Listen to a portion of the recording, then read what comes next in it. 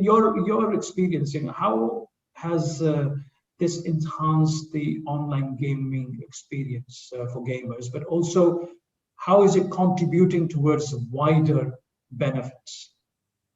I think it's Brenda who said that we're social creators. So we're social animals. We want to be in a group, in a herd, and it feels good to belong. It feels good to belong to a group, to people who will think alike and really make us feel in a certain way.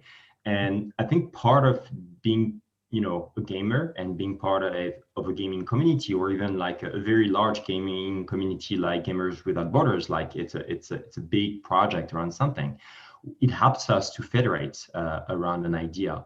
And what's very interesting with gaming is that it promotes micro communities, but also it promotes belonging to multiple communities.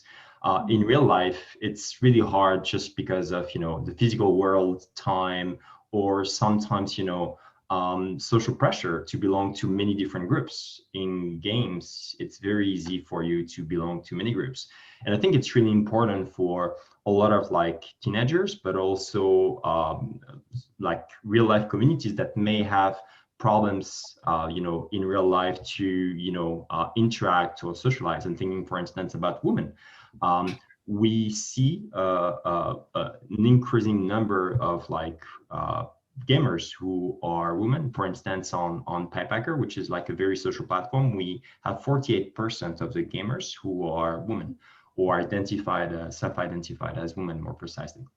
And I think this is really important to create these spaces for people to experiment and to try to develop new skills, as we were like talking about, but also to hide their identity, role play. I think the role play part is a very important element of learning. If you want to learn something, you generally have two ways to do it: repetition or emotion.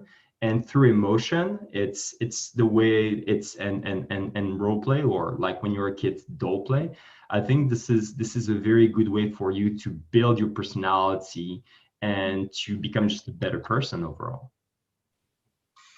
And do you see the effect, we as you said, humans are social animals. So if it's not in the physical space, it's in the virtual space.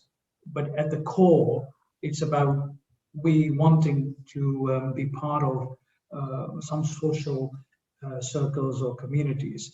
Do you see any change in this happening going forward, or do you see this becoming bigger over the years?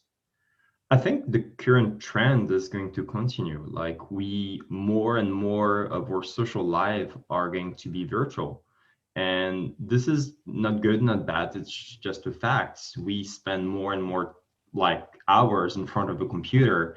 Our work is also changing. Like most of us is working in front of a computer most of the time. Most of us interact with colleagues through Slack or other, chat systems. It's just the way the world is right now, and is continuing to be.